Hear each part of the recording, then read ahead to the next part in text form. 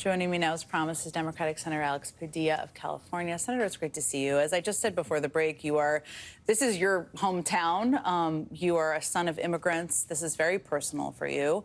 We've just seen there's such a slew of news happening. We're going to keep bringing people updates over the next hour. If you hear anything, let us know. 700 Marines arrived in Los Angeles today. They add to the thousands of National Guard members who were there. As I just started the show, the majority of protests are peaceful. There are some exceptions to that.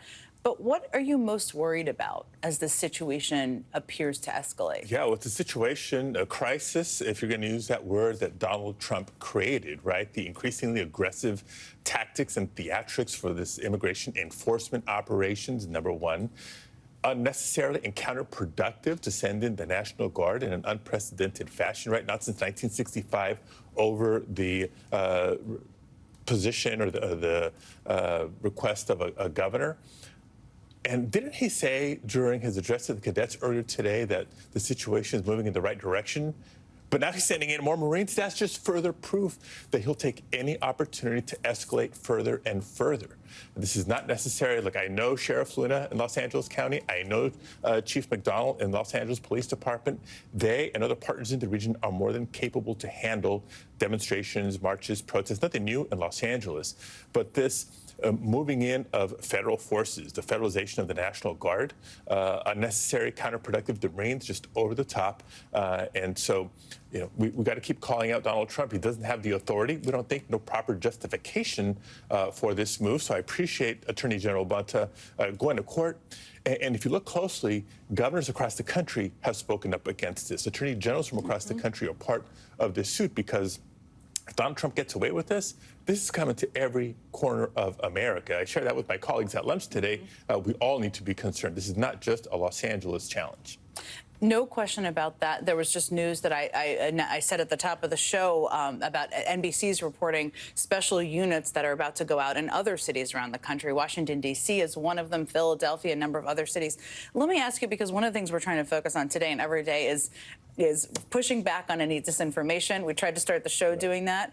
You know why curfews are put in place. The mayor of Los Angeles put a curfew in place. It seems for some, you hear it and it sounds counter to this notion that things are peaceful and okay.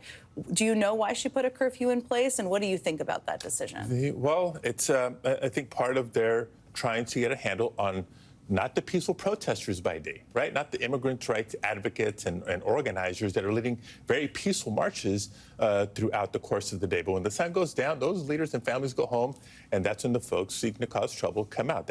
And you have seen the vandalism, the looting. There's been dozens of arrests, so the police are doing their job. So maybe the curfew is part of trying to get their arms around that. I'm not completely sure, but I think one thing that is worth emphasizing here is Donald Trump clearly lied, not a shock for you, that he's gone far beyond just targeting violent criminals, dangerous criminals. That's what he talked about during the course of his campaign. But as you hear, not just what's happened in Los Angeles, but throughout the country since January 20th, stories of working fathers, working mothers being detained and deported without due process rights, otherwise law-abiding, tax-paying, residents of our communities. When you hear the story of a 4-year-old girl in the Central Valley receiving life-saving treatment and receiving a notice to self-deport, thankfully that was rescinded only because of the public backlash. Yeah. So, when Donald Trump says violent criminals, I'm sure there's some, and there's no sort of debate if that was the focus. But what they're doing is going far beyond the pale. And I'll end with this. California, most populous state in the nation, most diverse state in the nation, home to more immigrants than any state in the nation, mostly documented, some undocumented. But it's the same California that's the largest economy of any state in the nation, fourth largest economy in the world, not despite its immigrant population, but because of the contribution of so many immigrants as workforce, as consumers, as entrepreneurs.